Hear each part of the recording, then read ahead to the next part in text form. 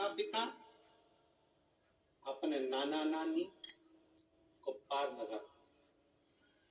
दादा दादी को पार लगा। और शंकर के मंदिर में अगर कोई स्त्री, कोई नारी, कोई लड़की, कोई कन्या, कोई बेटी, कोई माँ, कोई वृद्ध भी अगर शंकर के मंदिर में एक लोटा जल चढ़ा रही है तो वो अपना मायका और अपना ससुराल दोनों की 71 पीढ़ी को पार उतार दे।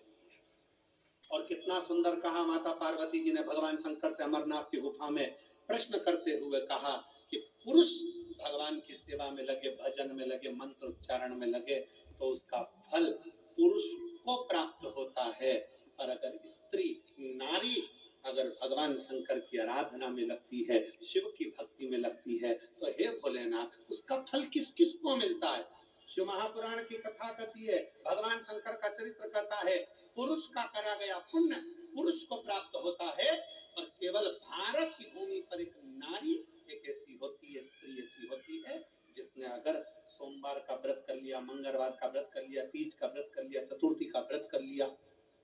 छठ का व्रत कर लिया, पंचमी का व्रत कर लिया, नवरात्रि के व्रत कर लिए, कोई सा व्रत, कोई सी पूजन अगर भारत की भूमि हो चाहे देश विदेश की नारी हो, अगर कोई स्त्री व्रत करती है तो उसका फल केवल स्त्री अकेली को नहीं मिलता, उसका फल उसके बेटे को, उसकी बेटी को,